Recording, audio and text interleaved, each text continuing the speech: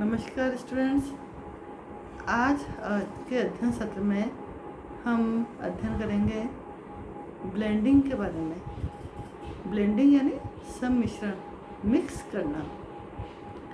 इससे पहले वाले सत्र में अपन ने पढ़ा था फेल्टिंग और वेव्स के बारे में। आज इसी यूनिट में आगे आपके है ब्लेंडिंग।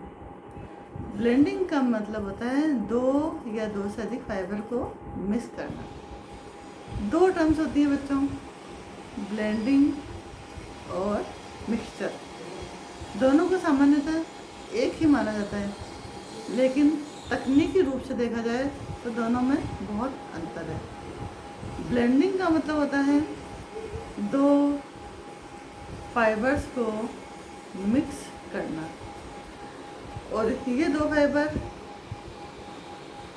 किसी भी तरह के हो सकते हैं, यानी एक सिंथेटिक और एक नेचुरल, यानी इनकी रासायनिक संरचना और भौतिक संरचना अलग अलग हो सकती है। जबकि मिक्सचर का मतलब है दो से अधिक यान को मिक्स करना, इसको हम कहते हैं मिक्सचर। मिक्सचर में यान हमें अलग अलग दिखाई देता है। जैसे इसका बहुत इजी एग्जाम्पल देती हूँ मैं, मिक्सचर नमकीन। इसमें मूंगफली अलग दिखाई देती है, चिवड़ा अलग दिखाई देता है, नमकीन अलग दिखाई देगी, दाने अलग दिखाई देंगे। सेम ऐसा ही जो मिक्सचर फैब्रिक है उसमें यान अलग अलग दिखाई देता है। जैसे इसमें एक यान तो हुआ ऊन का, दूसरा यान हो सकता है इसमें सिल्क या कॉटन का। इसका बेस्ट एग्जांपल है दरी। दरी में सारे वार्प यान मोटे धागे के बने होते हैं, जबकि वेफ्ट यान जो कि होममेड दरी होती है उसमें साड़ी की कतरन होती हैं या वेस्टेज कपड़े की कतरन होती है। तो इसमें हमें वार्प और वेफ्ट अलग अलग साफ दृष्टिगोचर होता है, तो ये कहलाता है मिक्सचर। जबकि ब्लेंडिंग में हमें अलग अलग कुछ दिखाई देता है। जैसे कॉटन फाइबर में सिंथेटिक फाइबर इतना मिक्स कर दिया कि दिखाई नहीं देगा, और फिर उसकी हम स्पिनिंग करें, इसके द्वारा हम धागा बनाएं, तो वो कहलाएगा ब्लेंडिंग। इसमें हमें दोनों को हम अलग अलग आइडेंटिफाई नहीं कर पाएंगे। अब हमें ये सोचना है कि ब्लेंडिंग या मिक्सिंग की ज़रूरत क्यों है, क्यों करना है ब्लेंडिंग और मिक्सिंग। इसका मुख्य उद्देश्य है फैब्रिक और यान की क्वालिटीज़ को इम्प्रूव करना। जैसे इसका सबसे अच्छा एग्जांपल देती हूँ मैं। कॉटन फाइबर में बहुत सारी विशेषताएं होती है, जैसे पानी को अच्छे से सोखता है, मजबूत भी होता है, हमारे शरीर के लिए कंफर्टेबल फील होता है क्योंकि पसीना सोख लेता है, धुलाई करना बहुत आसान है, इसका ड्यूरेबल होता है, और कलर इसमें पक्के भी चढ़ते हैं। लेकिन सबसे मुख्य कमी क्या है इसमें, जैसे ही हम काम में लेते हैं इसमें सल पड़ जाता है, रिंकल्स पड़ जाते हैं, जो कि सबसे बड़ा माइनस पॉइंट है। एक बार पहनते ही यदि हमें दोबारा उसको पहनना है तो उसमें प्रेस करनी ही पड़ेगी। तो इस कमी को पूरा करने के लिए यदि हम इसमें सिंथेटिक फाइबर जैसे नायलॉन, पॉलिस्टर, ऑर्लोन ये मिक्स कर दें तो इसमें ये गुण भी आ जाएगा। तो सिंथेटिक फाइबर में क्या क्वालिटी होती है, सल कभी नहीं पड़ते, इनकी प्रत्यास्था और प्रतिष्ठा इतनी अच्छी होती है कि हम इसको आराम से सफ़र में, ट्रैवलिंग में यूज़ कर लें, लेकिन इसमें सल नहीं पड़ेंगे। तो इसको यदि कॉटन में मिक्स कर लें तो कॉटन में भी ये क्वालिटी आ जाएगी, यानी उसकी क्वालिटी इम्प्रूव हो जाएगी। माइनस पॉइंट क्या था, सल पड़ना, लेकिन सिंथेटिक को जैसे मिक्स किया इसमें सल पड़ना दूर हो जाएंगे, तो ये इसका प्लस पॉइंट हो जाएगा। तो इसलिए ब्लेंडिंग या मिक्सिंग का आविष्कार इसीलिए हुआ ताकि हम फाइबर, यान या फैब्रिक की क्वालिटीज़ को इम्प्रूव कर सकें। अब हम देखते हैं ब्लेंडिंग के लाभ।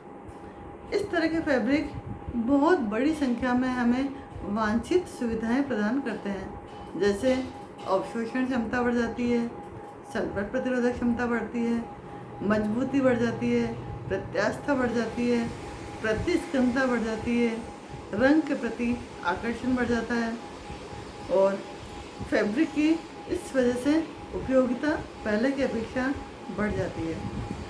इसमें फैब्रिक धोने और सुखाने में बहुत आसान हो जाता है, यानी इजी केयर हो जाता है, जो कि आज के समय की सबसे बड़ी डिमांड है। धोया पहना बिना प्रेस करे, धोना भी घर में बहुत आसान तरीके से। यदि हम थर्मोप्लास्टिक फाइबर यूज़ करें तो कपड़े की लंबाई और आकार भी निश्चित हो जाता है, सूखने और प्रेस करने में कम समय लगता है। कॉटन और रेन को यदि हम ब्लेंड करें तो इसकी हम प्राइस या कीमत को भी हम कम कर सकते हैं। वैसे रेन बहुत महंगा फाइबर है, लेकिन यदि इसमें कॉटन मिक्स कर दें तो इसकी रेट कम हो जाएगी। नायलॉन को यदि मिला लें कॉटन में तो रगड़ने के प्रति प्रतिरोधक क्षमता कम हो जाएगी। यदि कॉटन को यदि ब्रश से रगड़ा जाए तो जिस जगह पे रगड़ते हैं वहाँ पे फाइबर डैमेज हो जाते हैं, लेकिन नायलॉन को यदि मिक्स कर दें तो ये क्वालिटी भी इम्प्रूव हो जाएगी। एचटेट फाइबर मिलाने पर कपड़े में लटकने की क्षमता या ड्रेपिंग क्वालिटी बढ़ जाती है। तो इस तरह से एक फाइबर में दूसरा फाइबर मिक्स कर दें तो इसमें कई सारी प्रॉपर्टीज हम ला सकते हैं। अब इसका हम करेंगे दूसरा पहलू है हानि।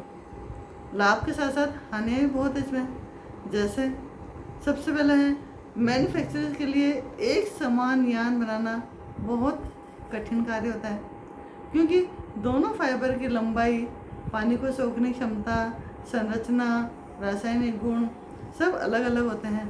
तो यूनिफॉर्म ब्लेंड बनाना मतलब बिल्कुल एक जैसा ब्लेंड बनाना बहुत मुश्किल होता है, क्योंकि इन्हें मिक्स करना बहुत कठिन कार्य है। रंगाई के लिए और परिसज्जा के लिए अलग अलग फाइबर की अलग अलग विशेषताएं होती हैं, अतः दोनों को मिक्स करने पर इनकी रंगाई करना बहुत जटिल प्रक्रिया हो जाती है।